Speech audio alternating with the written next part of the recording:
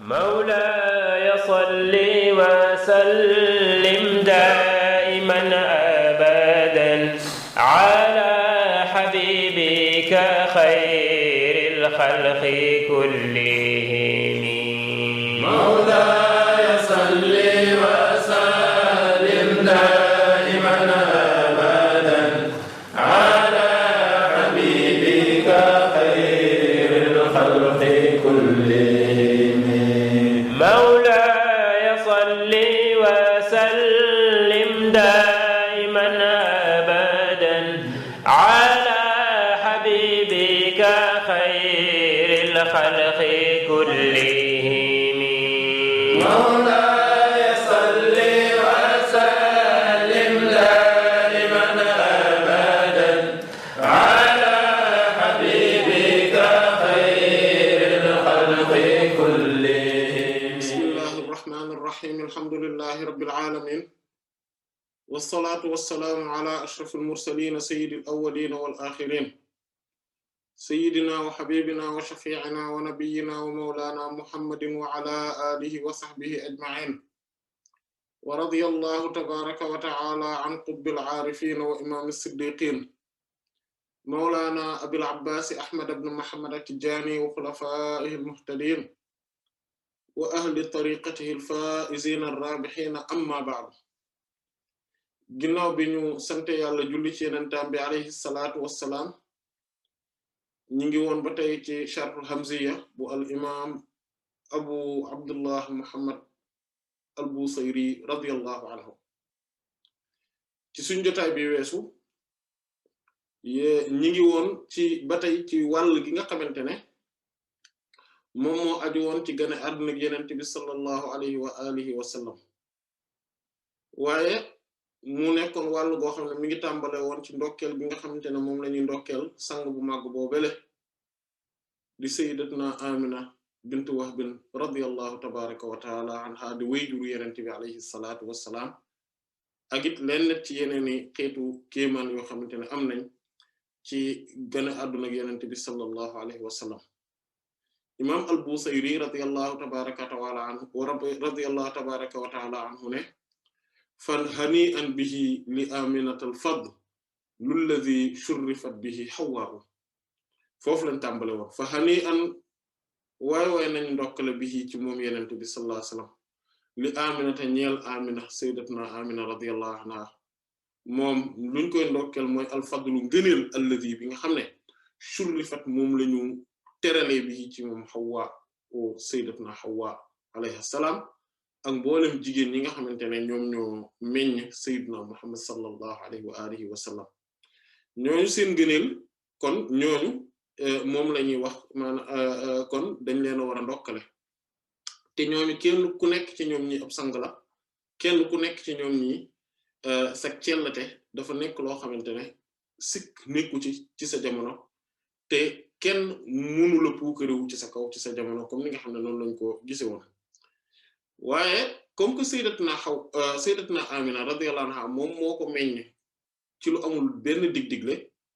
loolu moom moo tax mu daal di wax ngëneel gi nga xamante ne moom la amee moom radiyallahu anha ci kaw mboolem jigéeni adduna bi. moo tax mu ne man li Hawa, man ana kan moo fi nekkal li Hawa ñeel Hawa, kan liñ Hawa moo ñeel Hawa, maanaam di leeral ngëneelug sayyidatuna Hawa alayha salaam, ba mën a tax ne annaha nekkat moom ba mën a wax ngëneel gu toll ne nekkat moom xamalat dafa ëmboon ahmada yenent yàlla muhammad sallallahu alayhi wasallam ñu sayyidna ahmad sallallahu alayhi wasallam aw wala boog annaha naka moom kat nufasaaw aji gis-gisin la bi yi ci jur gëm ko jur. loolu kan moo mën a wax ne sayyidatna Hawa alayha salaam am na ngëneel gu toll noonu? déedéet. boobu ngëneel moom sama borom subhaanahu wa taala kenn rek la ko jagleel muy sayyidatuna Aminata radiyallahu tabaraka wa taala anha. mu ne yawma bis bi nga xamante ne naalat Amina moom sayyidatu Amina radiyallahu anha bi wat'ihi ci jur gim ko jur, moom mi nga xam ne mooy ibnatu Wahbin di doomi Wahb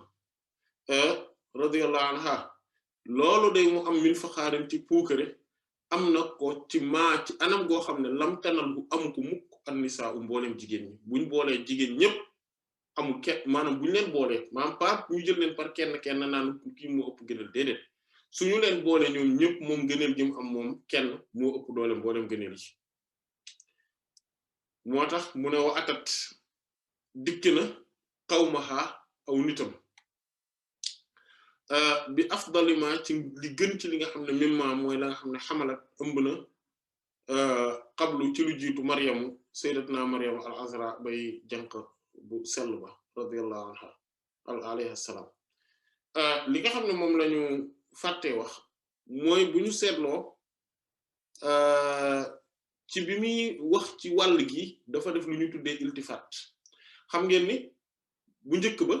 da nga doon gis rek mu naan yow yenente bi saa sam nangam yow yenente bi lii yow lii maam di wax yow waaye mu ñëw rek ci bi muy wax ci ganek àdduna gi rek nga gis mu daal di def iltifat maanaam léegi nag di wax à la troisième personne maanaam loolu xeetu doxalin la woo xamante ne day tax nit ki di gën a bàyyi xel li nga xamante ne moom la ñuy wax la maanaam ne léegi nag ki muy wax daf koy waxee waxinu koo xamante ne vraiment dafa kawe waxatul ku muy jàkkaar lool dëgg la ne jàkkaarloo googu ak kiiraay bu wuññeeku la waaye junj gi muy junj ki fi nekkul maanaam day wane ak màggaayam boo xamante ne dëgg-dëgg tolloowul ak kenn tolloowul ak dara te it du koo xamante ne ku ñu mën a daj la kon loolu kon mu ne shammatatu maanaam wa atat kon mu ne shammatatu ndokkeel na ko al amlaaku malaaka yi ndokkeel nañ sayyidatuna Amina radiyallahu anha waaye naka noonu ndokkeel nañ yenente bi sallallahu alayhi wasallam maanaam huubi ci yenente bi lay dellu sallallahu alayhi wasallam te loolu ñi nga xamante ne ñoom ñooy même yenente yi alayhi wasallam am na ci ay yenente yu fa teewoon maanaam ci bés booba is jamono ji nga xam ne wadaatu moom la doon gane àdduna moom la ko doon jur moom sayyidatuna Amina waaye washafatna saafara nañu ndax ñun comme que fekkewuñ jotaay bi fekkewuñ jamono ji fekkewuñ bés bi waaye nag am na ku ñu fa teewaloon kooku moom moo saafara suñu naqaru xol ci ñàkkoon a xam lan moo fa waroon na xew waaye ak kéemtaan ya fa am ak yu mel noonu yëpp kii ko saafara mooy bi qawliha ci waxam de mooy ash-Shafa sayyidatuna Shafa radiyallahu anha comme niñ ko gisee muy sayyidatuna Shafa bint Amr ibn Awf radiyallahu anha di yaay ci ki nga xam ne moom mooy sang bu mag boobu di sayyidna Abdurrahman ibn Awf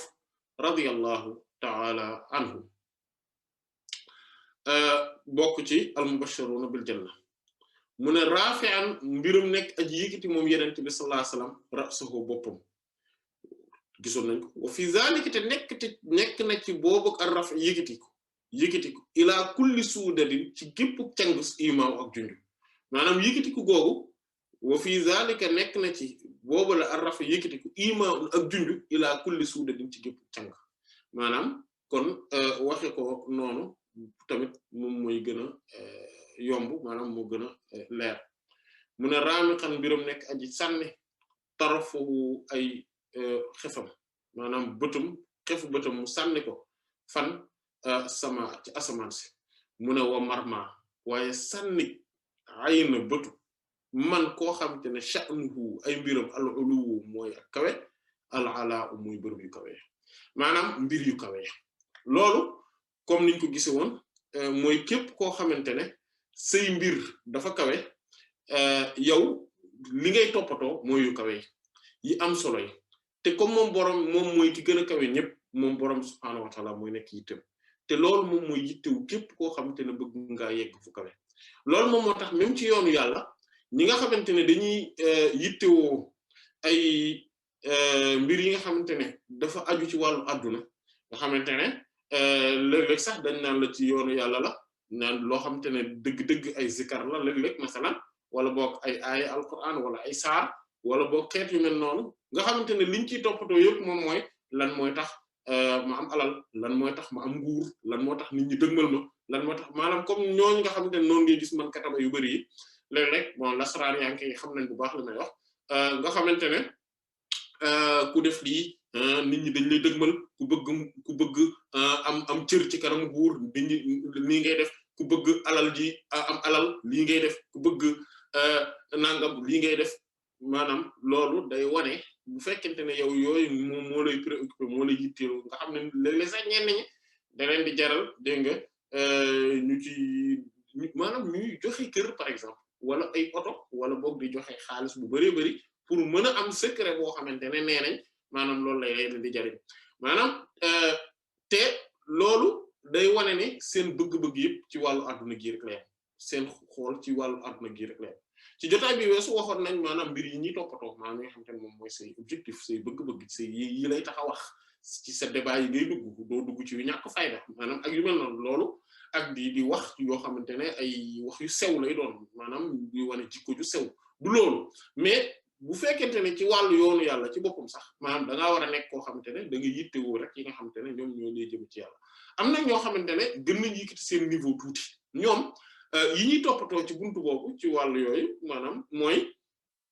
li aju ci seen wàllu àllaxira maanaam ñooñu dëgg-dëgg yëkkati nañ seen niveau maanaam di toppatoo wàllu àllaxira lan lay tax seen mbir seen àllaxira jag ñooñu tamit malgré que seeni mbir kawe na mais buñ ko comparé ak ñeneen ñi kawe seen mbir tuuti na mooy lan mooy ñi nga xamante ne ñoom dañuy yittewoo lii tax ñu gën a maanaam ñu am ay leer ki ci borom subhanahu wa ta'ala ay maqaama maanaam ay cër ci yàlla ay maqaama ay wilaya maanaam ak yu mel noonu am ay ubbeeku ay futuxaat ak ay voilà ak yu mel noonu ak loo xamante ne dina gën a dëgëral seenu ngëm naam loolu lu baax la mais boo ko defee objectif boo xamante ne da nga koy am ngir après mu servir sak màggaay yow ak sak solo ak yu mel noonu loolu day daal di nekk kiiraay tamit moo tax mu am li nga xamante ne ñi nga xamante ne ñoom benn objectif lañ am mooy yàlla te ginnaaw yàlla tamit yàlla lañ amaat comme objectif te ginnaaw loolu yàlla tam moo nekkat seen objectif te loolu mooy objectif bu baax bi mooy koo xamante ne léppam yàlla la maanaam yàlla moom la bëgg amul leneen c'est-à-dire que objectif am yëpp yàlla la et que mboolem mbëggeel yi mu am ak bëgguwaay yi mu am yëpp dafa concentré wu ci benn point mooy yàlla nga xamante ne yàlla rek lañ bëgg voilà parce que am na ñoo xamante ne dañoo bëgg adduna comme ni ko Alxuraan wax minkum man yuridu dunya wa minkum man yuridu al-axira am na ci yéen ñu bëgg adduna am ñu bëgg al-axira ci yéen mais am na ñi nga xamante ne ñoom yuriduna wajha Allah yàlla wala boog illa ibtigha'a wajhi rabbihil a'la nga xam ne loolu rek la ñuy sàkk mooy buru yàlla subhaanahu wa ta'ala soxlawuñ leneen yàlla rek moo leen yitteel te loolu nag moom mooy ak kawe dëgg boroom kawe yi ñooñu seen bët seen foofu rek lañ ko teg amuñu beneen objectif voilà liñ bëgg rek mooy na yàlla kontaan moo tax boroom subhaanahu wa ta'ala bu waxee da mu ne wala sawfa yarda moo tax it dana kontaan te foofu waxul kii kontaan te kii kontaan mën na nekk ne yàlla mooy kontaan waaye mën na nekk lan ne ñoom ñooy kontaan maanaam ñoom ñooy am gërëm mën na nekk ne yàlla leen di gërëm mën na nekk ne ñoom it danañ gërëm te loolu moom mooy di am mooy ñaar yëpp dañoo daje comme ni ko Alxuraan waxe ci yeneen aaye radiyallahu anhum wa radu anhum ñoom day yàlla bëgg na ci ñoom maanaam gërëm na leen ñoom it gërëm nañ yàlla maanaam kontaan nañ ci yàlla voilà mooy wala sawfa yu'tika rabbuka fatarda yàlla dana la jox moo tax ku mel noonu nga xam te ne ngërëmal yàlla rek lay sàkku ci lu ne ci demam ci dikkam ci toogam ci taxawam ci waxam ci jëfam ci dalam ci yëngatoom léppam maanaam ngërëmal yàlla daal la ciy seet kooku borom subhaanahu wa ta'ala daf koy jox maanaam ba mu kontaan maanaam yàlla du yamale li mu koy jox du amul limite voilà du am limite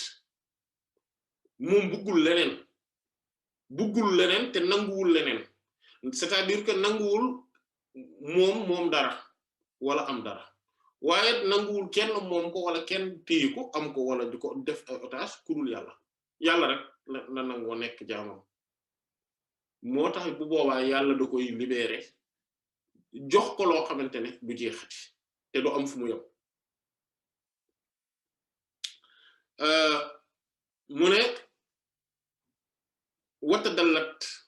te jegeñ na maanaam mu wàcc ba jegeñ zuhrun nujumi leeraayu biddiw yi ilayhi jëm ci moom yenent bi sallallahu alayhi wasallam moo tax fa adaat mu daal di leeral nañ bi daw ihaa ci leeram ga al arja'u gox yi Makka yeeg xattaa ba gox yi adduna bi yëpp wataraat moo tax doon na gis sax qusuuru Qaysara njindi Qaysara yi mooy palais yi Qaysara yi Qaysar mooy César maanaam mooy buuru Rome comme niñ ko gisoon bir Rome ca Rome moom kan mu ne yaraaxa daan na ko gis man koo xam ne daaruhu këram dëkk fa mu dëkk mooy al-Batha mooy Makka voilà gisoon nañ ci wàllu boobu voilà mooy comme li Cheikh Ahmad Bamba wax radiyallahu anhu ci Jazbul Qulub naan nuuran aziman qad yara man ka nuuran azimun qad yara bihi qusuru Qaysara naam bihi qusuru Qaysara man kaana fi ummil qura makkata xayrul xarumi kon loolu mooy leer googu maanaam nga xamante ne leer gu mag la nuuran aziman qad yara maanaam leer gu mag dana ko gis bihi ci leer googu lay gisee lan qusuru Qaysara maanaam jënd Qaysara bi wala man kaana fi ummil qura ki nga xam ne moo nekkoon ci ndey ji dëkk ji maanaam mooy makkata xayrul xarami maanaam mooy Makka bi nga xamante ne moom mooy xaram bi gën a màgg xayrul xaram yi mooy xaram bi gën a tedd bi gën ci xaram yi maanaam mooy bala place yi xaram ormal maanaam kon loolu moom mooy d'ailleurs Jazbul Qulub d'ailleurs moom comme noonu la mel maanaam ci même type bi la mooy xeetu mawlid la comme ni ñu bindee nuuniya bi comme ni ñu bindee tamit qasida bii nii muy hamziya bi maanaam nga xam ne thématique yi ñuy traité globalement dañuy nekk benn même bu dee dina am parfois yenn yuy soppeeku tuuti mais lu ci ëpp globalement thématique bi benn lay doon léegi mu war a ñëw kon ci beneen wàll maanaam léegi gis na li nga xamante ne mooy li aju woon ci gane àdduna ak Yonent bi sallallahu alayhi wasallam léegi muy ñëw ci geneen wàll goo xamante ne dafa aju ba tey ci mbiru Yonent bi sallallahu alayhi wasallam te moom mooy nampal gi ak xew-xew yi ci am ak la cay wërwërlu ak kéemtaan yi nga xamante ne ñoom la ci boroom subhaanahu wa ta'ala feeñal mu ne wabadat fii radaa'ihi mu'jizaatun laysa fiiha 'anil 'uyuuni xafaaw maanaam foofu la ko tàmbalee ci bayit boobu ci la tàmbalee di wax ci wàllu nampal gi xam nga yenent bi sallallahu alayhi wasallam maanaam jamono ji muy gane àdduna maanaam ji muy feeñ ci zahir sallallahu alayhi wasallam dafa tombé jamono ji nga xamante ne ñoom waa Makka fa mu cosaan moom yenent bi sallallahu alayhi wasallam nit ñi dañ daan faral di jëli ji maanaam di jël seeni doom di ko jox waa àll ba ñuy nampal maanaam ñu leen di nampal su ko defee suñ nekkee ci àll bi foofu nga xam ne buñ fay namp di màggaale tuuti dinañ màgg ci circonstances yoo xamante ne dinañu gis yeneen xeeti doxalin yu bokkut ak ñoom seeni yos dinañ fa jànge ay yenn maanaam surtout làkk bi dinañ fa jàngee làkk bi ak sew-sewu làkk yi parce que ñaare ñu nekk ci àll bi day am yenn xeetu sew-sew ci làkk boo xamante ne ñu nekk ci taax yi léeg-léeg duñ ko xam naka noonu ba d'ailleurs boo gisee sax même xataa lu bari maanaam ci ñu dëkk ca kaw ga dañuy am yenn langage yoo xamante ne moo tax par exemple ku mel Seydina Abdullah ibn Abbas radiyallahu anhu maa ne am na baat yoo xamante ne man xawma ko woon ci alquran mais bu mu waa kaw gi bu ma leen di déggee ñoom ci laa daan xam ñu wax ne comme par exemple bi naan wa faakihatan wa abba man xamoon naa faakiha mais xaw moom luy abba maanaam faakiha mooy poytéef yi mooy fruits yi comme pomme orange mandarine banana yooyu mooy faakiha mooy poytéef yi fruits yi mais xaw moom luy abban mais kaw ga ñoo ko xamal par exemple moom mooy loo xamante ne day sax mais du am maanaam duñ ko lekk maanaam nit du ko lekk comme par exemple yi nga xamante ne day ak yeneen comme par exemple faatiri samaawaati wal ardi xamu ko woon mais bi mu déggee benn kaw mu jël benn mbaxana tengaade ñu ko laaj ko mu ne ko mbaxana mi ku ko defar mu ne ana fatartuhu ci la xamee lan mooy faatiri samaawaati wal ardi maanaam xam nga comme yooyu noonu maanaam day dëgëral li ñuy wax nii maanaam ne kaw ga xattaa ba ñun wolof yi dinañ ko xam suñu biir maanaam ne ñi nga xam ne ñoo nekk ca kaw ga léeg-léeg seen langage maanaam dañuy am sew ci làkk yi loo xamante ne ñaari ñi nekk ci taax yi mën nañ ko bañ a xam naka noonu tamit foofu am na ay mbir yu bari yoo xamante ne amul ci taax gi par exemple comme yenn coow yu bari bruit bi ainsi de suite nga xamante ne tey par exemple bu dee ci taax yi la ñoom ñoo am langage bu mel ne par exemple ba ndelaw nga bu baax wala yu mel noonu maanaam parce que bruit bi dafa bari ci taax yi maanaam ci teeru bi alors que bu dee ci kaw ga foofu bruit bi du bari yenn bari yi bon après léegi nag affaire yi commencé naa soppeeku ba nga xam ne léeg-léeg sax mën ngaa dem ci kaw gi fanaan fa ñu naan la ba ndelaw bu baax maanaam parce que bruit bi peut-être que wala mu nekk abus de langage bu ñuy faral di def mais liñ ci bëgg a wax rek mooy ne pollution lumineuse pollution sonore ak yu mel noonu ak même ci wàllu ngelaw li lu neex geeg yooyu noonu léegi ci àll bi lay gën a amee maanaam ci dëkk àll yi ci la gën a amee que dëkk taax yi te loolu noonu mën na am jeexital ci yaramu nit ki maanaam ci jëmmi nit ki nga xamante ne environnement bi muy nekk day seen maanaam ci cosaan naka noonu tamit dina am yenn mbir yoo xamante ne ay doxalin yoo xamante ne dinañ ko fa gis dinañ ko fa xamee naka noonu espace bi ñuy mën a nekk pour fo ak yooyu yëpp dañ koy mën a am ak yeneen yoo xamante ne ay avantage la yoo xam ne dafa amoon ci àll bi naka noonu kon ñoom dañ daan jël kon nit ki gone yi ñu leen di yóbbu ci environnement yu mel noonu su ko defee ñu xame fa yeneeni mbir yoo xam ne bokkut ak yi nekk ci taax yi maanaam nekkul rek comme seen kër baay rek la ñuy xam comme voilà nga xamante ne comme ni ko gars yi di tooñee ñooñu naan fils à papa lañ wala genre yooyu nga xamante ne dañ leen di xaw a yàq ak yu mel noonu pour éviter parfois yu bari yu mel noonu ñoom dañ ko daan def léegi nag question yi nii souvent ay question aada la maanaam c'est-à-dire que urf la maanaam mooy loo xamante ne selon jamono ji nit ñi ne ak selon place localité yi ñu nekk maanaam bërëb yi ñu nekk day am ay mbir yoo xamante ne day dox am mbir yoo xamante ne du dox am mbir yoo xamante ne bërëb bi wala jamono ji moo koy laaj am mbir yoo xamante ne du ko laaj donc yooyu loolu tam mat na bàyyi xel maanaam c'est pas parce que par exemple dans sama maam lii la daan def que ni man fokk danaa def loolu et que loolu mooy suñu aaday maam nangam sans bàyyi xel lan la jamono ji laaj ak lan la bërëb yi nga xamante ne moom laa nekk laaj maanaam yooyu yëpp tamit maanaam lu mat a bàyyi xel la ak tam lan mooy avantage sama doom ak lan moo koy désavantage mais ci gàttal daal ñoom seen jamono nii la daan demee bi nga xamante ne noonu la daan demee nii moo tax ñun ñi nekk ci waa àll bi dañ daan ñëw nga xamante ne ku daan am doom léeg-léeg daf ko daan indi maanaam yóbbu ko jox ko koo xamante ne moom moo koy nàmpal léegi nag muy wax nag di tàmbali ci wax jooju mu ne wabadat feeñ na baleer nañ fii radaa'ihi ci nàmpalam moom yenente bi sallallahu alayhi wasallam mu'jizatun ay kiimtaan mu'jiza maanaam mooy benn bu dee mbooloo mu'jizat la ñuy wax mooy kon pluriel la ci mu'jiza ñoom su boroom xam-xam yi rahmatullah alayhim dañuy faral di utiliser dañuy faral di jëfandikoo baatu mu'jiza ci loo xam ne ab yenent moo ko def voilà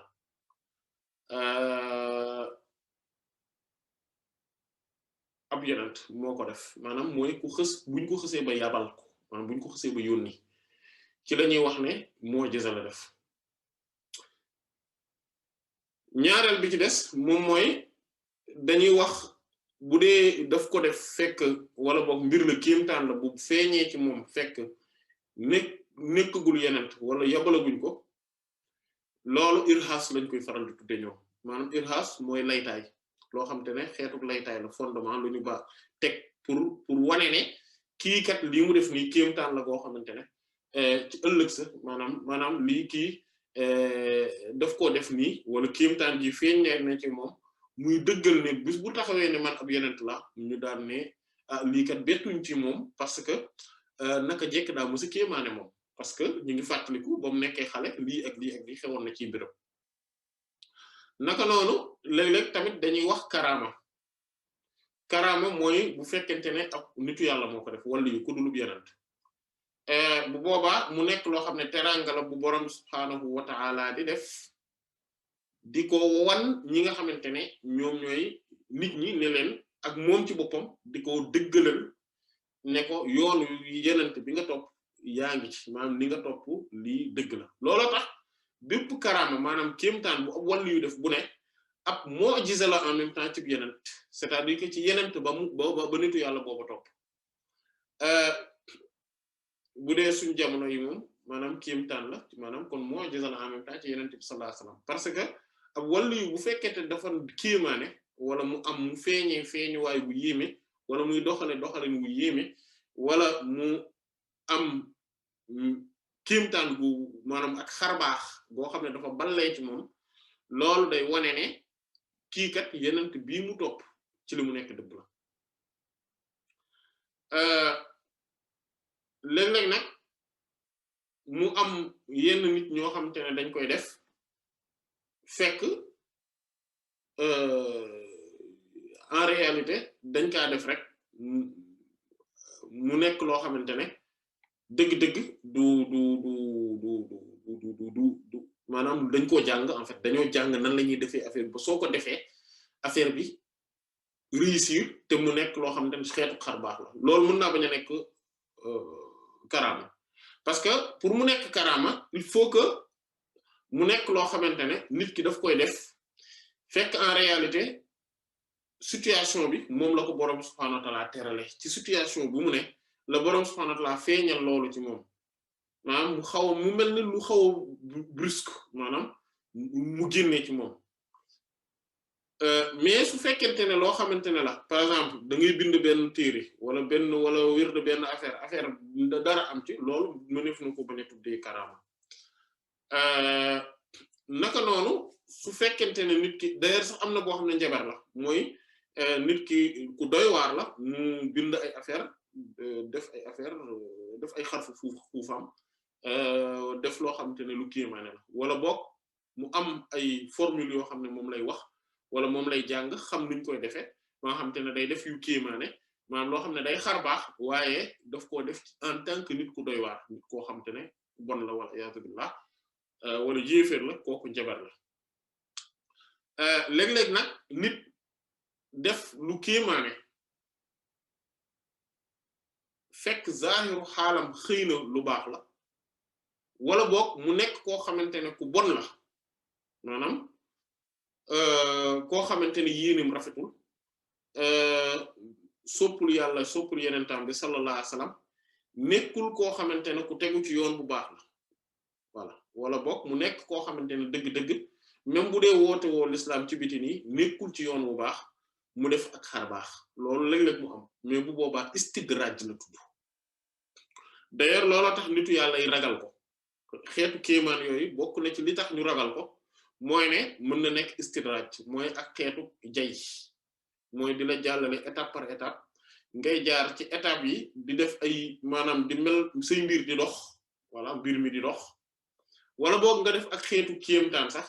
fekk yoo ak jay la boroom subhaanahu wa ta'aala daf laa jay ngir téye woo xamante ne dootoo rëccate maanaam loolu mooy comme fi alquran nan sanastadrijuhum min haythu laa ya'lamuun wa umlii lahum inna kaydi matiin gis nga loolu ci aaya boobu loolu la ci wax mooy ne danañu leen jayee maanaam mooy étape par étape di leen jaarale étape par étape ci anam goo xamante ne duñ ko xam moo tax nitu yàlla yi ragal ko moo tax ñoom dañu ne min haythu laa ya'lamuun bi moo leen tiital mooy ne ci anam goo xamante ne duñ ko xam yàlla jay leen ba pare ne ma di leen yokkal bàyyi leen mbir mi mel ni luy dox mu ne inna kaydi naka sama pexe matiinun lu dëgër la loo xam te ne bu mooy ku ma ci jàpp moom doo rëcc loolu tamit kon mu nekk loo xamante ne benn xeet la bu mën a buy am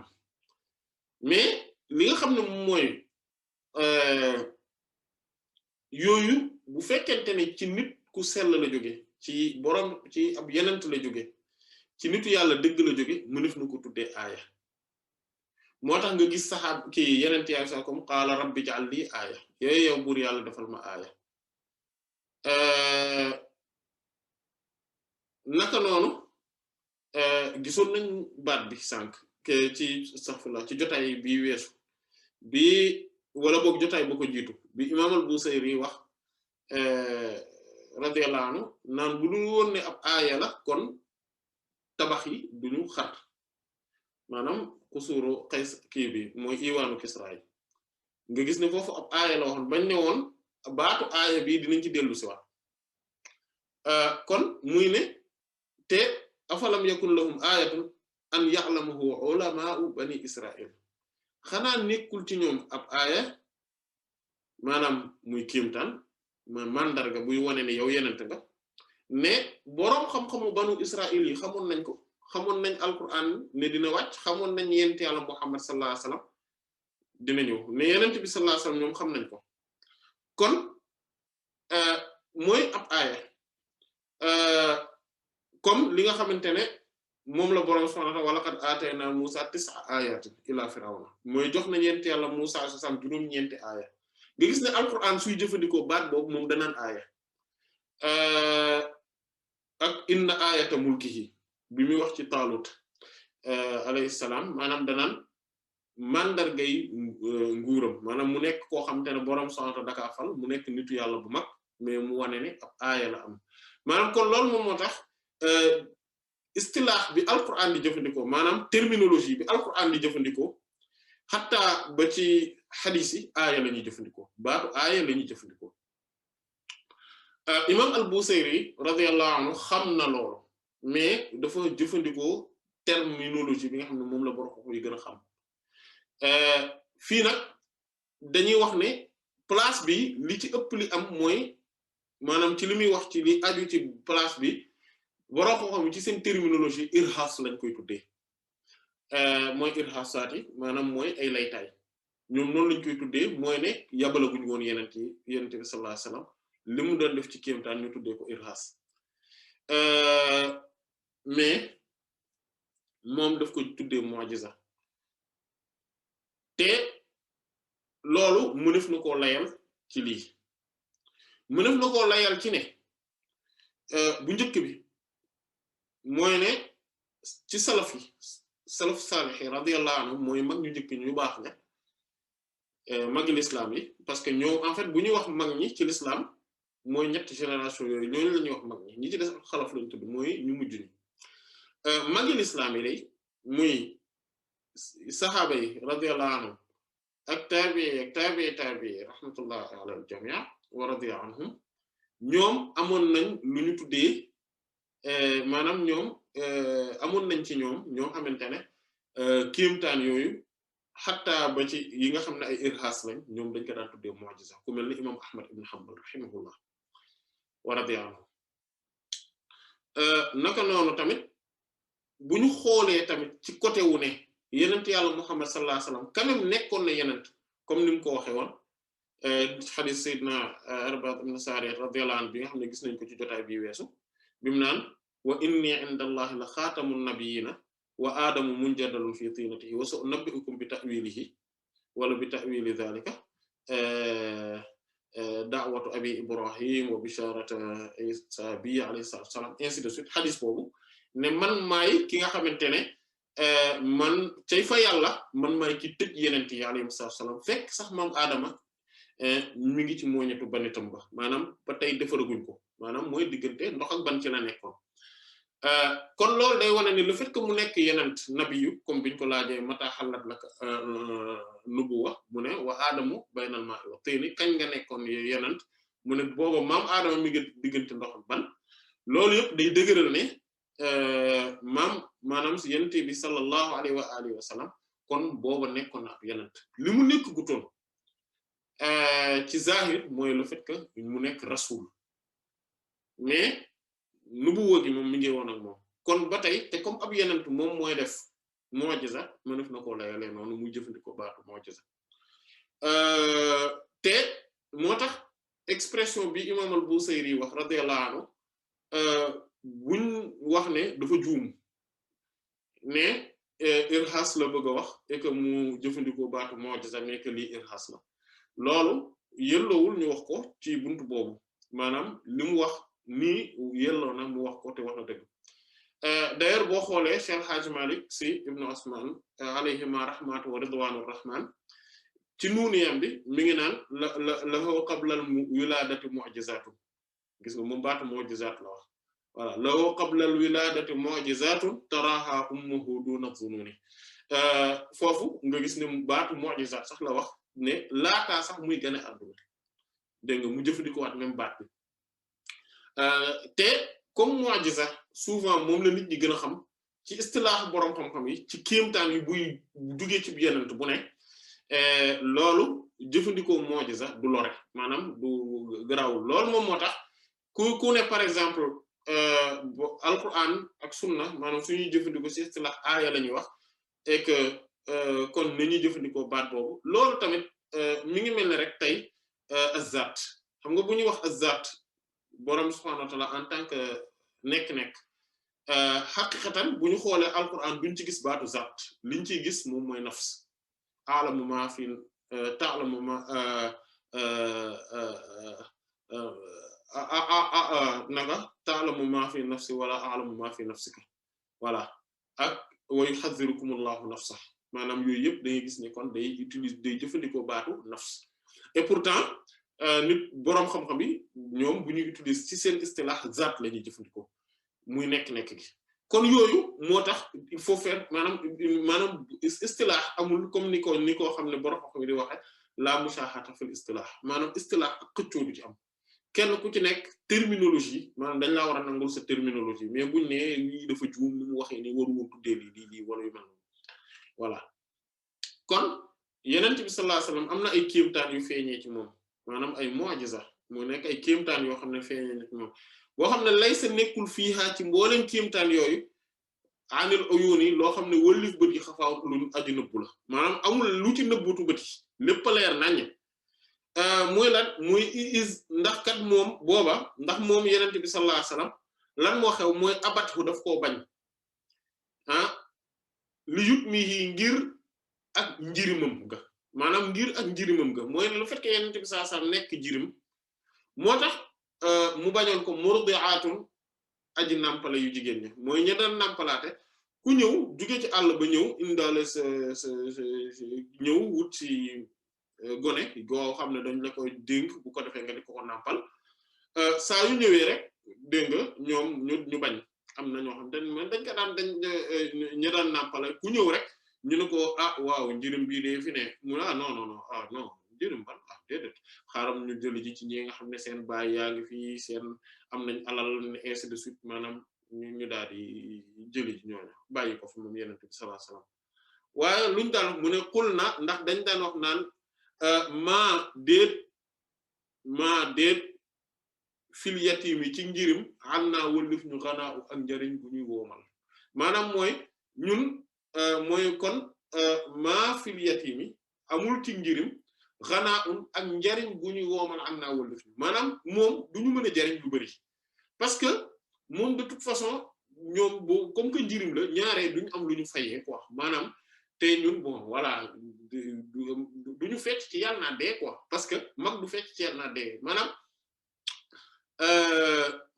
ñun daal wax dëgg yàlla duñ jóge ci àll bi ñëw ba fii di yóbbu ay njëriñ ñoo xamante ne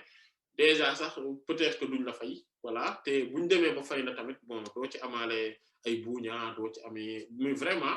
voilà ba pare njëriñ gi daal bariwul daal vraiment njëriñ gi bariwul quoi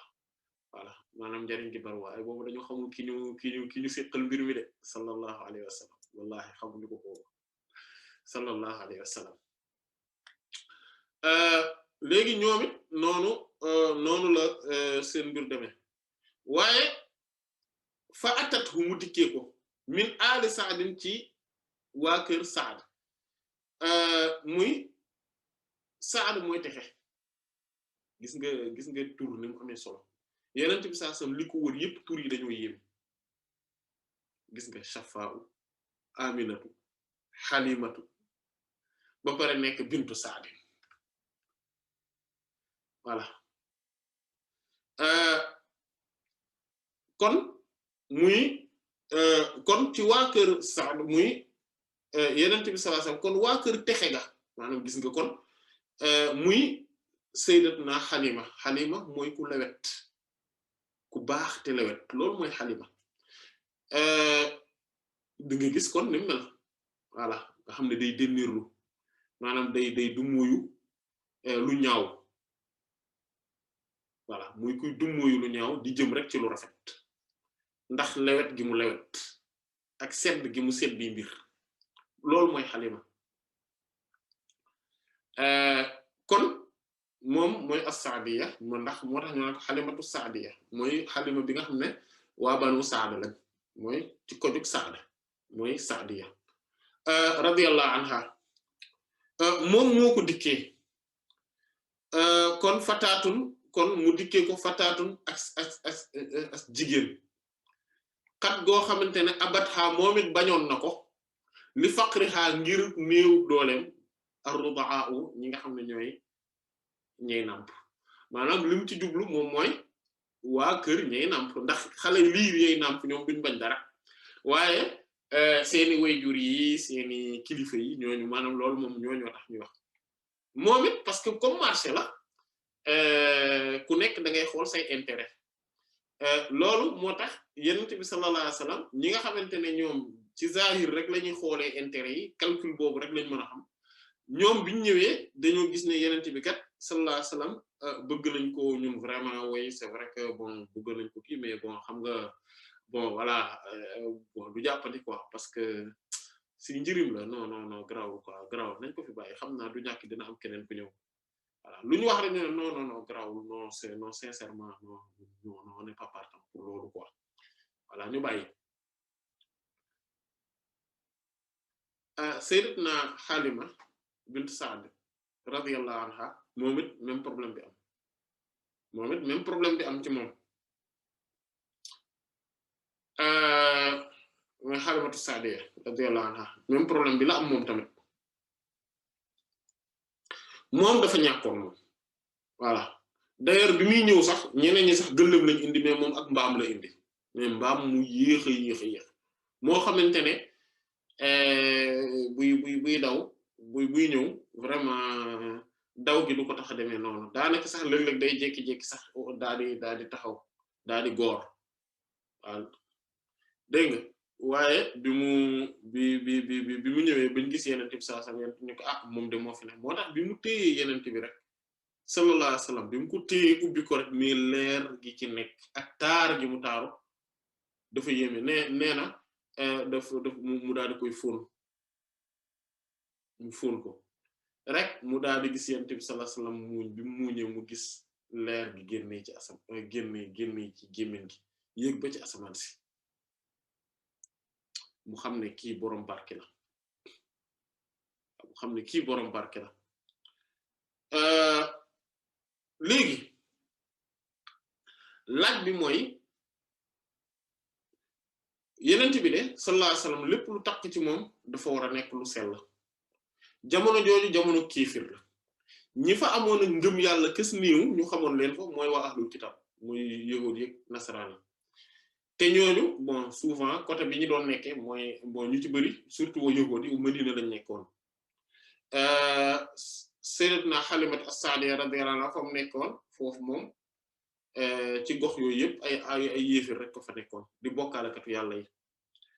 te Yonent bi de sallallahu alayhi wasallam warta takk ci lu sobewu te sax ka koy nampal xanaa kay kooku warta nekk di ko nampal loo xam ne sobe kéefir da ci ne te alquran moo ne innamal mushrikuuna najas nag li wér mooy ni maanaam li am ba des mooy ne way bokkaalekatu yàlla yi mu yéefir yi ñoom de ay sobe lañ te yenent bi sallallahu alayhi wasallam dara waru koo rax dara waru koo dugg dara waru te ànd ci mbirum loo xamante ne sobe la rawatina jëmmum ju tedd ji sallallahu alayhi wasallam ab sobe di ko dundal sobek maanaa sax la ñuy wax waxuñu sax sobek jëmm mais sobek maanaa te yenent bi sallallahu alayhi wasallam dafa sell ci biir ak ci biti waa moo lii nu mën a nekke tontu bi mu def na koo tënk ci ne sayyidatna Halimatu Sa'diyya radiyallahu anha borom bi subhaanahu wa taala ni mu defal waajur yenent bi sallallahu alayhi wasallam muy ñi ko meññ ñëpp ba ca mam Adama moom la ko defal mooy lan mooy daf ko defal benn faydu ak bëbb ak ubbeeku leer goo xamante ne moom moo tax ba ñoom moom sayyidatna Halimatu Sa'diyya radiyallahu anha daal di nekkoon koo xam ne ku gëm yàlla la nekkoon koo xamante ne ku weddi woon bokkaale maanaam ñi daan bokkaale la nga xamante ne loolu dafa saxoon ci xolam waaw nga xam ne dafa gëm voilà borom subhaanahu wa taala te loolu noonu maanaam xattaa ba jamono jooju feeñutoon mais bu ñu xoolee waa ahlu siyara li ñuy nettali ci mbir yi nga xamante ne moom mooy mbiru sayyidatuna Halimatu Sa'diyya radiyallahu anha di nettali ci digganteem ak yenente bi sallallahu alayhi wasallam di nettali maanaam mbirum te ak gëm gim yenente bi sallallahu alayhi wasallam yooyu yëpp day leeral ne maanaam loolu moom noonu la meloon naka jekk radiyallahu anha te borom bi subhaanahu wa ta'ala moo ko tànnaloon yenente bi sallallahu alayhi wasallam yenente bi moos sallallahu alayhi wasallam ku ne xam na ne borom bi subhaanahu wa ta'ala li gën rek la koy tànnal te sikk nekkul ci ne ñi gën ci jamonoom ki gën ci jamonoom moo ko mënoon a nampal keneen doonu ko woon nampal lu dul ki gën ci ñi daan nampalaate ci waa jamonoom ginnaaw waajuram wu jigéen ndax waajuram wu jigéen nampal na ko ak sayyidat Ummu Aymana tamit radiyallahu anha naka noonu sayyidatna Halima radiyallahu tabaraka wa ta'ala anil jami' kon moom mu ne moom ba mu ñëwee nee na ardaatu moo tax gis nga ba mu ko téye ne danaa ko jël même bu dee yoru garawul man duma delluwaat noonu rek dinaa ko yóbbaale ba mu ko jëlee yóbbaale ko moom sayyidatuna Halima radiyallahu anha ba mu ko waree ca mbaam rek mbaam ba daa gaaw di romb gaa yëpp maanaam romb ñëpp ñu naan ko xanaa kii du sa mbaam mi nga xamante ne léeg-léeg day daw ak yow jékki-jékki góor taxaw du mën a demati mu ne ko waaw moom la de ñu ne ko innaha la sha'nan mu ne waaw mbaam bi mu ne moom sayyidat Halima radiyallahu anha te loolu beneen mbir la mooy dafa dégg mbaam bi wax ne naam inna lii la sha'nan fa innakum la tadruna man fawqi wala boog man ala zahri fa inna ala zahri sayyidul awwalina wal akhirina yéen de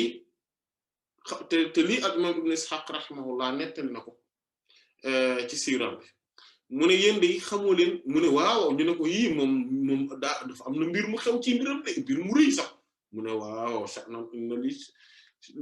li sha'nan aziman man kay kay sama mbir kay mbir mu rëy ma am yéen da ngeen a xamul ki nekk sama kaw mooy sangu ñu njëkk ñi ak ñu mujj ñi sallallahu alayhi wa sallam sangu ñu njëkk ñi ak ñu mujj ñi moo nekk sama kaw kon loolu day dëgëral ne yenent bi sallallahu alayhi wa sallam mooy sangu ñu njëkk ñi ak ñu mujj ñi salawatu rabbi wa salaamu alayhi te loolu ku xellu sax du ci sikki sàkk voilà kon moom bi mu ñëwee mu ne bi mu ko yóbbee mu ne ardaatu moo tax moom sayyidatna Halima radiyallahu anha nampal na ko moom yenent bi sallallahu alayhi wasallam nampal na yenent bi sallallahu alayhi wasallam libaanaha ca meewam ma maanaam kon moom moo tax libaana maanaam mooy meewu nit lañ koy wax voilà maanaam moom nampal na libaanaha meewam ma moom sayyidatna Halima Sa'diyya radiyallahu anha moom la nampal yenent bi sallallahu alayhi wasallam mais xam nga bokk na ci li yéeme moom dafa amoon doom bi muy nampal yenent bi sallallahu alayhi wasallam bi mu ko jëlee mu muñ sallallahu alayhi wasallam nee na mu génne weenu ndeyjoor bi te dafa xam nga loolu tam lu mat a bàyyi xel la mooy li tax Sayyidat Halima radiyallahu anha ñeneen ñi bëgguñu woon mu nàmpal seeni doom mooy dañoo gisoon ne dafa ñàkk comme amul dafa ñàkk dañ naan ku ñàkk moom lekk gi du baax wérgu yaram gi du demee noonu peut-être que voilà problème daal la lay jural rek maanaam day gis sax à la limite li muy def sa doom mooy da koy wàll ay feebar peut-être parce que wérgu yaram gi du am mu koy nàmpal loo xamante ne voilà ba pare du dëgër xale bi du dëgër bu muytul day après day am dafay jëlee sax ay xeeti mooy feebar boobu rek bi tax bi nga xamante ne mooy xiibon wala ay xeeti xiibon ak yu mel noonu yooyu rek la koy jëlee yooyu rek la fay jëlee te voilà vraiment daal ba pare comme que ku ñàkk la xam nga ñàkk tamit day léeg-léeg day ànd ak ay yenn jikko yu muy àndal parce que léeg-léeg ñàkk léeg-léeg pauvreté nit ki su ko tàmmee maanaam su ko tàmmee ba pare tàmm di dund ku pauvre état d'esprit bi muy amee aussi day am pauvreté maanaam day ñàkk voilà xalaatam yi day limité ni muy xalaatee léeg-léeg mën na bañ a baax du am yenn jom yi yenn ngor yi yenn maanaam yu bari moo tax wolof nga gis ne ñàkk ci alal ak ñàkk ci jikko moom la boole benn baat mooy baadoo la te maanaam bari na daal ay mbir yu ciy wërwërloo donc yooyu nag lañ doon ragal ñoom mu dal ci te jubluwuñ ci ne nag képp ku ñàkk rek da ngay am xeetu jikko yu ñaaw wala yu mel noonu déedéet mais dañuy faral di ànd maanaam yenn ñàkk yi ak jikko yu ñaaw yi dañuy faral di ànd maanaam di diggee loo dul def di wax loo dul def di joxe rendez-vous te du dëgg di voilà di njuuj njaaj di fexe nooy maanaam ak yooyu jikko yu sew yooyu yëpp voilà day maanaam mën nay faral di am ci koo xamante ne dafa ñàkk wala boog ngir mu am ko day yomb ba pare xalaatin wi am na yu bari yu dul tal ci xalaat voilà yenn jom yi nga xamante ne yu bari mën na koo ñàkk ngir loolu maanaam ngir ne maanaam di bëgg di sibooru waate par exemple voilà ñaare ay jikko la yoo xamante ne dañ koy faral di fekk ci ñi ñàkk voilà lu bari voilà mais nag koo xamante ne tamit dafa am goo xamante ne jaaduwul te am gi da ko bett te jaaduwul kookit mën nay faral di am di am jikko yooyu tamit voilà donc ñàkk gi du ci alal kese mais ñoom dañuy faral di ànd maanaam pauvreté day faral di ànd ak jikko yu doyadi te day faral di ànd ak tamit mentalité bu limité maanaam voilà léegi moo tax yonent bi sallallahu alayhi wasallam daan muslu ci ñàkk ak ci kéefir voilà di daan muslu tamit ci ñàkk ci bàkkaar yi ak ci dana maanaam minal xam nga ni a'udhu bika minal kufri wal faqr maanaam maa ngi lay muslu ci kéefir ak ci ñàkk c'est parce que maanaam am na rapport maanaam pas kéefir nekk yéefir mais am jikko yi nga xamante ne moom mooy jikko yoo xam ne ci kéefir lañ koy xaar ak tamit bi mu naan allahumma a'udhu minal ma'sami wal maghrami maanaam yàlla buur yàlla te saa yu daan julli daka daan ñaan ci taaya bi bu jeexalee daka daan ñaan yàlla maa ngi ñaan nga musal ma ci bàkkaar ma'sam mooy bàkkaar xol yi ni wal maghram ak maanaam am ay bor yu ma noot maanaam ngir ne ñàkk ñaare day ànd ak loolu day ànd ak nit ki endetté wu maanaam nekk koo xamante ne bor yi dañ koy ëpp doole ñu laaj ko lu tax mu ne parce que nit ki ñàkk day faral di maanaam nekk koo xamante ne bor yi dañ koy ëpp doole day faral di wax te li muy wax du dëgg muy diggante fekk day wax te yooyu noonu yëpp ak tamit ak yeneen yoo xamante ne dañ ciy ànd te yooyu boo ko tàmmee yeneen jikko yu ñaaw yëpp dañuy ñëw ànd ci bokk ci loolu bi nga xamante ne kon moom lañ gis ci moom maanaam ne dafa ñàkk loolu lañ doon ragal ci moom maanaam yooyu lañ doon ragal ñu ne ñu bañ koo jox ak seeni doom alors que xamuñu ne du ku ñàkk ku ne da nga am jikko jooju da nga mel noonu déedéet léeg-léeg ñàkk gi nattu rek la boo xam ne jaar-jaar la waaye du ne dafa am jeexital gu ñaaw ci nit ki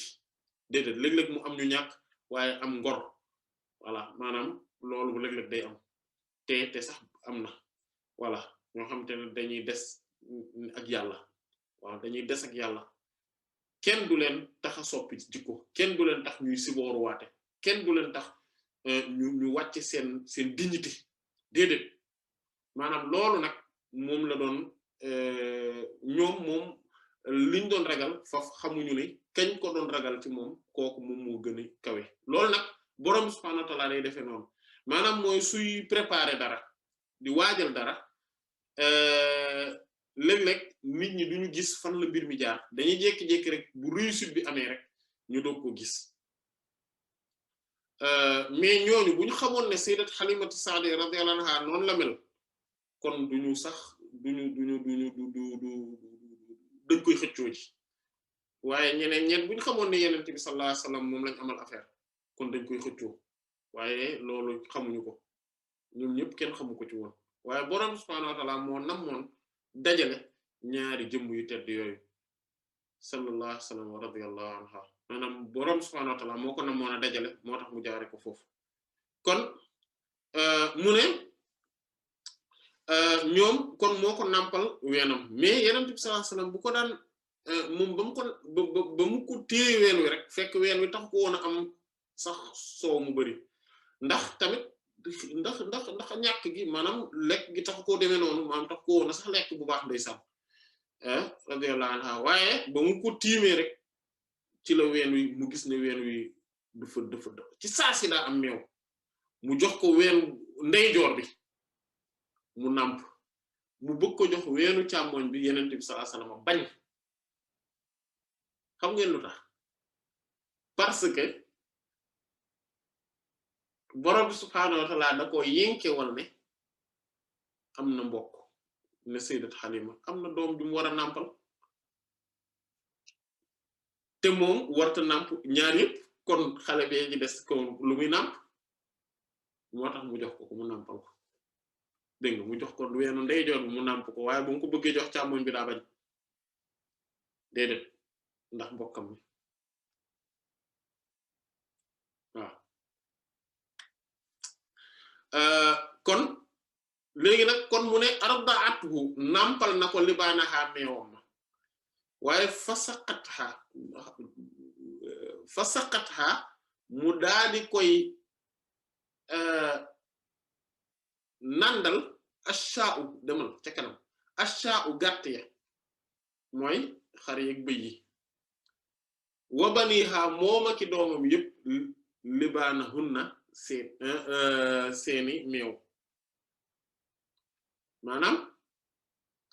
seeni meew ñoom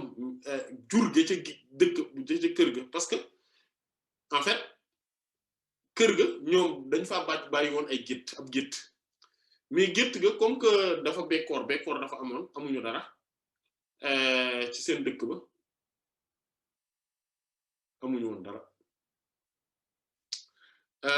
mu gëj a taw ngooñ amul ñax amul nangam maanaam ñoom ñëpp nag amuñu woon soow maanaam jur ga amuñu woon soow waaye keroog ba ñu nàmpale ba ñu indee Yonent bi sallallahu alayhi wasallam ca kër ga ñoom ba ñu ñibbisee dañoo fekk jur gi yëpp am meew mu bare bare le fait que nag moom mu nàmpal Yonent bi sallallahu alayhi wasallam borom subhanahu wa ta'ala fayee ko déjà maanaam mu nekk xeetu lancement rek maanaam mu fayee ko wan ko maanaam mu nàmpal ki nga xam ne moom mooy maanaam mu nàndal ko moom it moom ak doomam yi mu nekk ndoloon ci kër ga ak borom këram itam meewu maanaam jur gi maanaam gàtt gi ci kër gi ñoom ñëpp ñu am meew mu bare ñu ci naan maanaam moom lay wax ni loolu tamit muy beneen muy xiit kiimtaan boo xam ne Yonent bi sallallahu alayhi wasallam lépp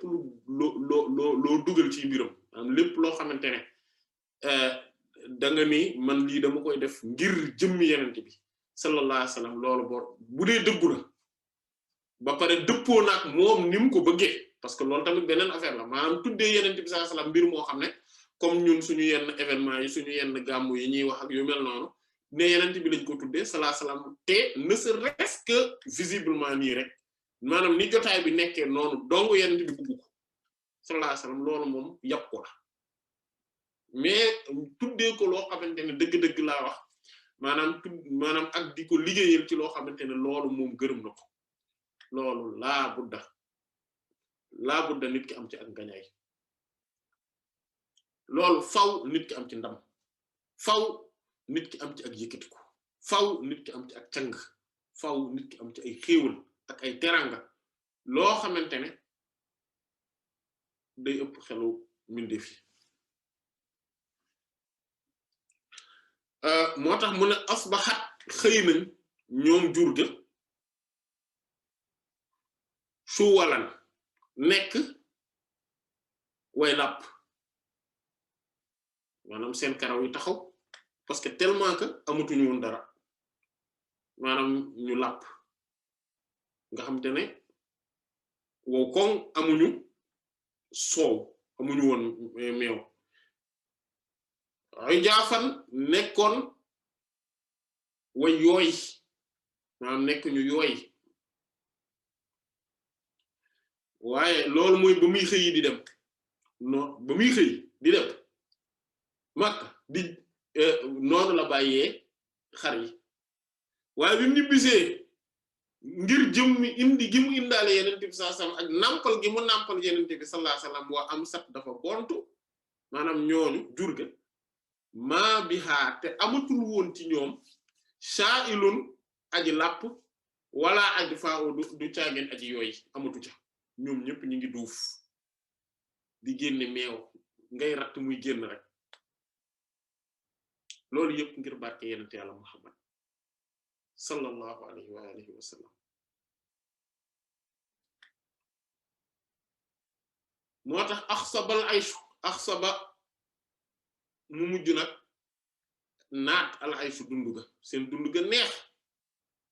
indaha fa moom soxna Xaalima baada gan radiyallahu anha baada ginnaaw maxlin ak bekkoor maanaam bekkoor gu rëy moo fa amoon mu ne loolu kañ la am mu ne is ba nga xamante ne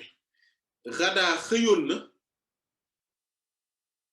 gizaa'un maanaam da ngay dem ba ca kanam gizaa'un ak dundu lin nabi yi ci ñeel yenente bi sallallahu alayhi wasallam min ha mi ngi doon tukkee ci moom soxna Xaalima radiyallahu anha ba nga xamante ne la doon dundal yenente bi sallallahu alayhi wasallam ci moom la daan génnee maanaam mooy moo ko daan nàmpal ba loola amee la dund ga fa moom neex moom ak njabootam ak ña nekk ci ko war a dëkk ba ñëpp mujj bénéficier wu moo tax mu ne yaalaxa ay waay yéemu naa ci la mu amee ca la ko yéemu naa ca la ko ñeel yaa yéemu naa ci laxaa la ko ñeel min na tam ci xéewal ndax laqat dëgg-dëgg du fa fula ndéefal na ko al ajru pay gi maanaam yool gi nga xam ne moom la amee maanaam payu njariñal adduna gi mu gis min alayha ci moom ci kawam min jinsiha ci lu askanoon teg la mu def maanaam nga gis ne liñ naan mu ne wal jazaa'u ak payu àllaxiram maanaam pay gi ko boroom subhaanahu wa ta'ala defal da ko koo fayee ñaari xeet daf ko koo fayal fii ci àdduna def ko jullit def njabootam ay jullit ki nga xam ne moom mooy sœur de Léon bi moom yenente bi sallallahu alayhi wasallam muy sayyidatna Shayma radiyallahu anha mu def ko jullit mu def ñi nga xamante ne moom mooy dund gi maanaam li mu ko fayee rek déjà ci noonu rek ñoom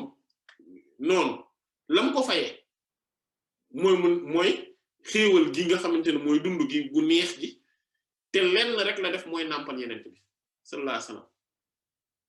lii lépp juddoo ci xéewal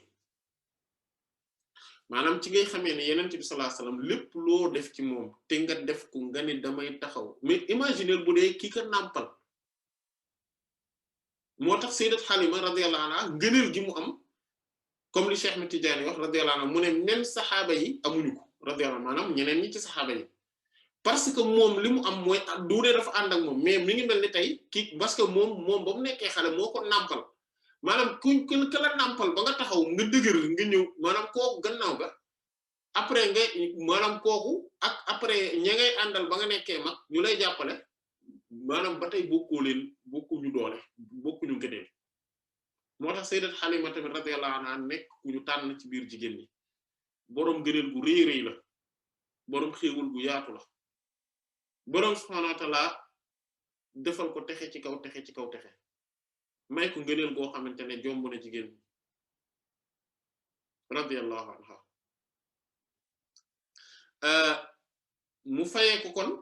mu ne yéemu na ci xéewal gu rëy gi nga xam ne moom la ko borom bi defal moo tax imaam Busayri radiyallahu anhu di yéemu ci xéewal gu mag gi parce que lii ko borom subhaanahu wa ta'aala defal mooy mu nàmpal yeneen bi sallallahu alayhi wasallam déjà mu nekk xéewal waaye borom bi subhaanahu wa ta'aala daal di koy fulandil tamit pay gi voilà daal di koy fulandil pay gi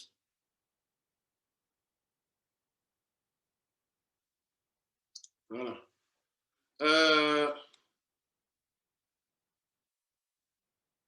léegi mu ne kon ba pare fayuk àdduna mu bari la ci waaye fayuk àllaxira mu gën a rëyati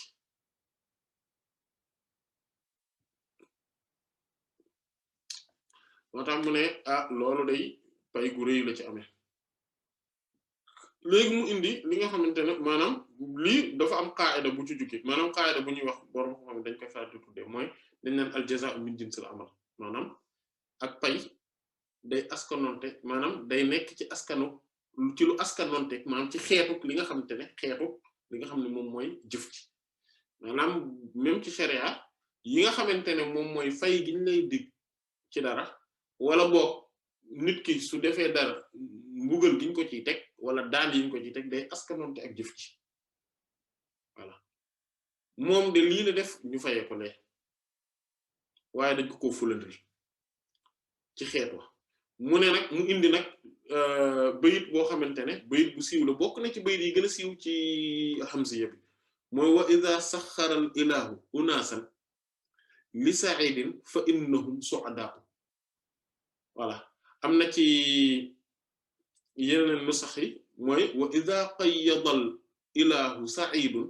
wa idha qayyada al ilahu sa'idan li unasin fa innahum su'ada maanaam ñaari waxin yooyu la mooy wa iza su fekkee saxara tàggatal na al ilahu buur yàlla unaasan aw nit li sa'idin ñeel ku texe maanaam borom subhaanahu wa taala maanaam mu am nit ku texe nitu yàlla bu piir bu dëggu bu sell mu am ay nit ñoo xamante ne yàlla da leen koo tàggatalal pour ñu topp la mu nekke pour ñu dégg ay ndigalam di wéy ci ay ndigalam di bàyyi ay tereem ngir ne yàlla maanaam parce que ndigalam dafa dëppook ndigalu yàlla tereem yi dafa dëppook tere yàlla wala boog ñu sopp ko te yàlla rekk tax di ànd ak moom te yàlla rekk tax di ko defal ay teranga te yàlla rekk tax loolu képp koo xamante ne dangaa bokk ci mbooloo mooma mu ne ñooñu mbooloo mooma nga xam ne ñoo ànd ak nitu yàlla booba ca loola fa innahum li wér bool mooy ñooñu ñii su'adaa ñu texe lañ loolu la mooy beneen bi tam mooy idha qayyada al ilahu sa'idan mooy su fekkente ne buur yàlla subhaanahu wa ta'ala dafa tënkal dafa womat ñi nga xamante ne maanaam mooy ku texe waaye li unaasin ñeel ay nit maanaam nit ñi yàlla dimbali leen ba ñu mën a xam ne kii ku sell la ku texe la nitu yàlla piire ngi ku baax a ngi nañ ànd ak moom ci lu baax nañu ko sopp ci dëgg te nañuy jëf teraanga di jëme ci moom mu ne fa innahum su'ada lu sikk nekkul ci ne ñooñu ñu texe lañ moo tax parce que bu ñu texe wutoon yàlla du leen defal loolu maanaam lii moom la ñuy tuddee al kalaamul jaami' ci ilmu badi' mooy nit ki di wayam ba ci digg bi maanaam mu dugal benn wax joo xamante ne wax ji même maanaam am na rapport ga ak li mu doon wax waaye wax du général la c'est-à-dire que mënoon na ko waxee feneen wala ñu ber ko moom kese mu nekk benn genre parole de sagesse bu général te mooy loolu moo tax lii day dëgëral ànd ak nitu yàlla yi ni mu baaxee ak ni mu amee solo d'ailleurs am na sax lu gën a garaaw loolu mooy ne même xaj ba mu àndeek ay nitu yàlla mooy asxaabul kahfi boroom subhaanahu wa ta'aala da leen a tuddaale ci alquran da ko tuddaale ci alquran terale ko le fait que moom mu nangoo ànd ak nitu yàlla yi boroom subhaanahu wa ta'aala su leen di lim mu limaale leen mu limaale xaj ba waa lan ngay xalaat kon ci nit koo xamante ne moom dafa gëm ab nitu yàlla bëgg ko sopp ko te yàlla rekk tax mais te loolu lu ci am solo la te yàlla rekk tax voilà sopp ko ndax nii la tudd sopp ko ndax nii la sant sopp ko ndax der bi nii la mel sopp ko ngir ne doomi diw la ak sëtu diw la sopp ko ngir ne askan sàngam la bokk wala bokk làkk sàngam lay làkk sopp ko ngir déedéet daf ko sopp parce que yàlla moo tax parce que dafa tegu ci tànk yeneen bi sallallahu alayhi wasallam lii moo tax mu sopp ko mu ànd ak moom ci loolu ci kaw loolu ba bëri bëgg ko ngir loolu moo tax Cheikh Ahmed Tidiane radiyallahu anhu ne wala yu yàlla dañ koy topp ka ngir lii mooy ngir yàlla kese waaye soo ko toppee ngir bépp intérêt bu àdduna même bu àllaaxira sax kooku noonu ak alkande moo gën a jege ci moom que patu caraxam maanaam boo solee sa daldi carax patu carax yi ni mu la jege ni mu jegee sa tànk nee na ku ànd ak nitu yàlla pour intérêt àdduna wala intérêt àllaaxira alkande gi nga ciy jële moo gën a jege loola moo tax wala yu kenn du ko xam kenn du ko sopp kenn du ànd ak moom lu dul ngir yàllay kese mu ne xabbatun mooy ab pepp la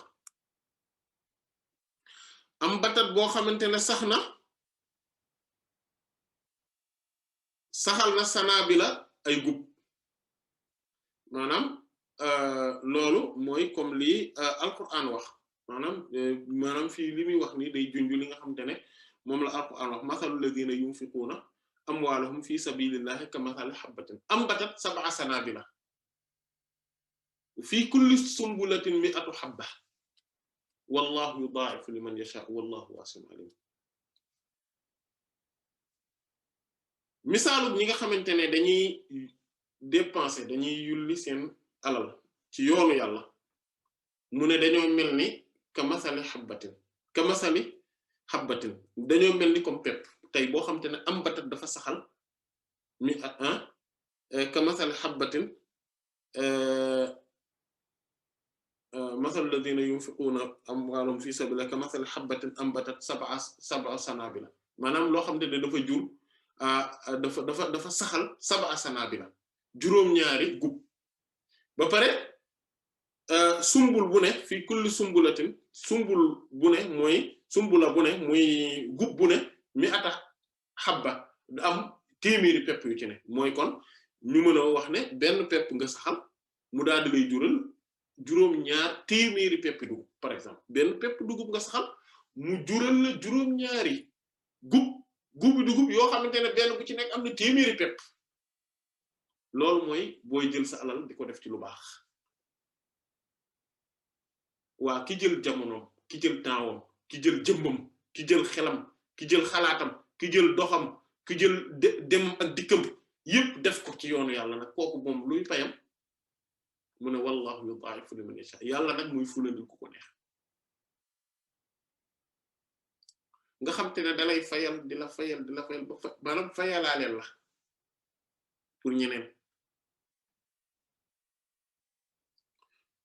mu ne waaye nag wala asu fekk ak ngoot mooy gub bi nga xam te ne amul dara mu ne fekk mu ne moom jamono ji moom nii la ko yàlla defal jamono ji nga xam ne mooy benn pepp mu indi juróom-ñaar téeméeri dugub juróom-ñaar téeméeri peppi dugub yu mu ci amee muy loolu wala sax boog lu ko ëpp fuuf parce que yàlla moom moo fil fu moo fulandil ku ko neex mu ne te fekk boobu wala asu ak moot mooy moom la day fa moom jamono jooja yastashrifu dana ko sax siintu ak xëñtu ak du'afa u aji néew doole yi mooy nit ñi dañoo nekkoon ci jamonoy ñàkk goo xamante ne ci jamonoy jafe-jafe yoo xamante ne mais boo yoree moot boobu sax maanaam téye ko sax gars yi dañ naan la sawaay teg ñu ko jox waay nangam maanaam dañuy bëgg nga jox leen ko maanaam loolu jamono maanaam loolu la tombé lool maanaam léegi imaginer koo xamante ne lu mel nii nga tombel nga daal di yow nga am lee maanaam nga tombel jamono joo xamante ne yow loo indee sax nit ñi xëccoo ko yow nga daal di ñëw am lee faf te ci loo xamante ne benn pepp ngay sax maanaam loolu moom mooy li xew ci diggante Sayyidat Halima radiyallahu anha ak yent bi saa moom doxale moom waaye tamit ak ñi nga xam ne ñoom la bokkal jamono maanaam mooy vraiment li ñuy tuddee taille la part bu maanaam muy dafa gagné